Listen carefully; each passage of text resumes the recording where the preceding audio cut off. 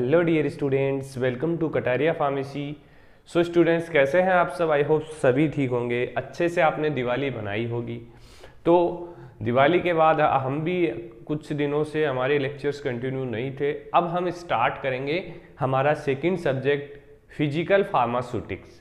तो जैसे आप लोगों ने ऑर्गेनिक केमिस्ट्री सेकंड स्टडी किया है, तो कम से कम जितने स्टूडेंट्स ने ऑर्गेनिक केमिस्ट्री सेकंड स्टडी किया है वो तो हमारे साथ आगे कंटिन्यू रहेंगे, क्योंकि मैंने देखा है पिछले सब्जेक्ट में इतना सपोर्ट मिला नहीं हमें जितना हमें उम्मीद थी कि इतना सपोर्ट हमें मिलेगा, इतने स्टूडेंट्स हमारे पास आएंगे।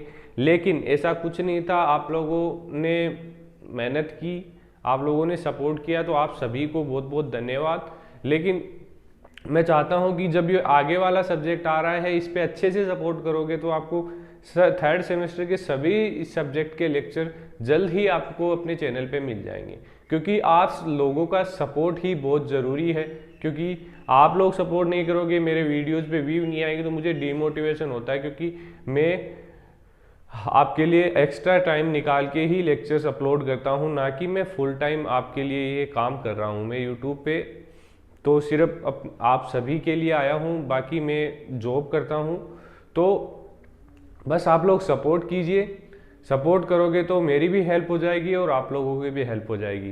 तो स्टार्ट करेंगे आज के इस लेक्चर में फिजिकल फार्मास्यूटिक्स। तो फिजिकल फार्मास्यूटिक्स में जो फर्स्ट यूनिट है हमारी, उसमें हमें टॉपिक दे रखा है सोल्यूबिलिटी ऑफ ड्रग। ये जो सब्जेक्ट है ये भी थोड़ा अलग होने वाला है अपने फील्ड से रिलेटेड। जैसे हमारी फार्मेसी में जैसे मेन जो सब्जेक्ट होते हैं एचएपी है, फार्मास्यूटिक्स है, मेडिसिनल केमिस्ट्री, उसके अलावा ये सब्जेक्ट्स होने वाले हैं। तो इसको हम अच्छे से स्टडी करेंगे। आप लोग बने रहिए हमारे साथ। तो अगर चैनल को सब्सक्राइब नहीं किया तो सब्सक्राइब कर लीजिए और अपने दोस्तों को शेयर कर दीजिए। आवाज़ में थोड़ी डिफरेंट लगेगी, थोड़ी कोल्ड हो रखा है, तो उस पर ध्यान मत देना। तो सोल्यूबिलिटी ऑफ ड्रग, अब जो नाम है सोल्यूबिलिटी, उससे ही काफ़ी स्टूडेंट्स को आइडिया हो गया कि क्या इसके अंदर हमें स्टडी करना है। सोल्यूबिलिटी का मतलब क्या होता है? एक सिंपल मीन देखे तो आपके पास वाटर है और आपके पास नमक है, चीनी है, कोई भी है, तो उसको हम वाटर के अंदर मिक्स करते हैं तो वो प्रॉपरली मिक्स हो जाता है, तो उसको क्या बोलते हैं हम? सोल्यूबिलिटी। अब जो चीनी या साल्ट हमने लिया था, नमक हमने लिया था, वो हो गया हमारा सोल्यूट, और जो जिसमें हमने मिलाया था, मतलब वाटर में हमने मिलाया था, तो वो हो गया सोलवेंट। तो सोल्यूट का सोलवेंट के अंदर प्रॉपरली मिक्स होना ही क्या कहलाता है? क्या कहते हैं उसको? सोल्यूबिलिटी। तो ये डेफिनेशन होगी सोल्यूबिलिटी की। Solubility is a capacity of any substance, कोई भी सबस्टेंस हो सकता है जिसकी एक कैपेसिटी है टू सोल्यूबलाइज और dissolve in a suitable solvent eight given temperature, कि किसी भी सबस्टेंस की ऐसी प्रॉपर्टी जो सोल्यूबलाइज और डिजोल्व हो सके किसी भी टेम्परेचर पे किसी सोल्वेंट के अंदर। तो ये डेफिनेशन होगी किसकी? सोल्यूबिलिटी की। आगे देखिए, it is a property referring to ability for given substance. ये किसी भी सबस्टेंस की एबिलिटी को दर्शाता है। एक प्रॉपर्टी हो सकती है किसी भी सबस्टेंस की कि ये डिजोल्व होता है, तो ये डिजोल्विंग एजेंट है, तो इसको हम बोल सकते हैं solubility. Solute dissolve in the सोल्वेंट, जब बेसिकली कोई भी सोल्यूट है वो बेसिकली सोल्वेंट के अंदर डिजोल्व हो जाता है। The resulting solution is called as saturated solution. जो रिजल्टिंग सोल्यूशन हमें मिलता है सोल्यूट सोल्वेंट के डिजोल्व होने के बाद, मिक्स होने के बाद, उसको हम बोल सकते हैं solution it at given temperature. तो आइडिया हो गया होगा सोल्यूबिलिटी क्या होती है, आप भूलेंगे नहीं ये चीज। डेफिनेशन आपको पता होनी चाहिए। एक सिंपल रिएक्शन से आप समझ सकते हैं, जो एग्जांपल मैंने आपको दिया था, solution is equal to salt. Salt को हम बोलेंगे सोल्यूट प्लस वाटर, इसको बोलेंगे हम सोलवेंट। तो सोल्यूट का वो सोलवेंट के अंदर डिजोल्व होना ही सोल्यूबिलिटी या सॉल्यूशन हम बोल सकते हैं उसको। मतलब ये जो प्रोसेस होती है उसको हम बोलते हैं सोल्यूबिलिटी, और जो हमें रिजल्ट में मिलता है उसको हम बोलते हैं solution. Some of the phenomena which make solubility an important criteria. कुछ ऐसे फिनोमेना है जो सोल्यूबिलिटी को इम्पोर्टेंट क्राइटेरिया बताते हैं। तो फर्स्ट है choice of solvent for the liquid formulation.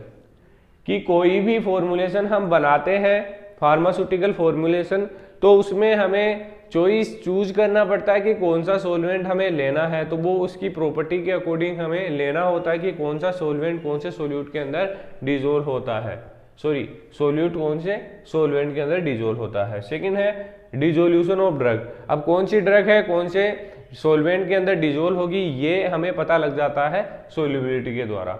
बायोएबिलिटी of drug, अब बायोएबिलिटी पे कैसे डिपेंड करता है, बायोएबिलिटी आप सभी को पता होगा, बायोएबिलिटी होती है कि कोई भी ये हमारा कंपाउंड है, ये ड्रग है हमारी, कोई मेडिसिन है, मान लो पैरासीटामोल है, तो ये ड्रग है। अब आप सभी को पता है, आपने डोजेज फॉर्म स्टडी किया है, तो ड्रग में अब मेन कंपोनेंट के साथ साथ एक्सिपिएंट्स भी होते हैं, अदर एक्टिव फार्मास्यूटिकल इंग्रेडिएंट्स भी होते हैं।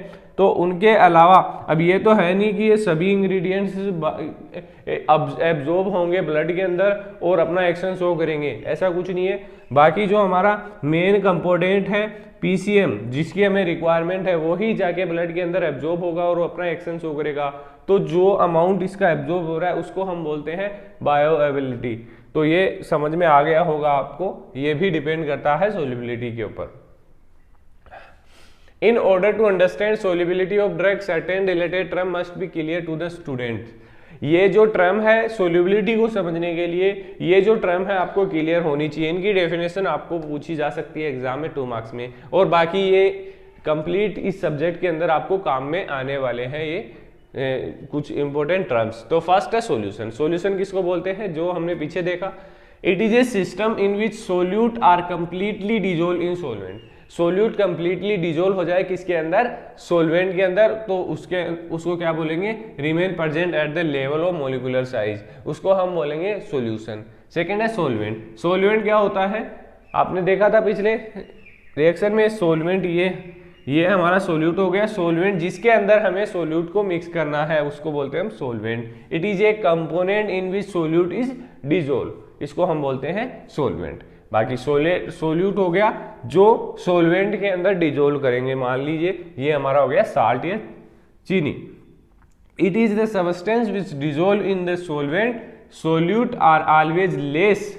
अब ये भी ध्यान रखना कि जो चीज हम मिक्स कर रहे हैं किसी सॉल्यूशन के अंदर, तो उसका जो अमाउंट होगा वो कम होगा, हमेशा सोलवेंट से कम होगा, तभी वो उसके अंदर डिजोल्व हो जाएगा। तो यही लिखा हुआ है इसके अंदर, solute are always less abundant while solvent are more abundant part of the solution. Saturated solution और अनसेचुरेटेड सॉल्यूशन।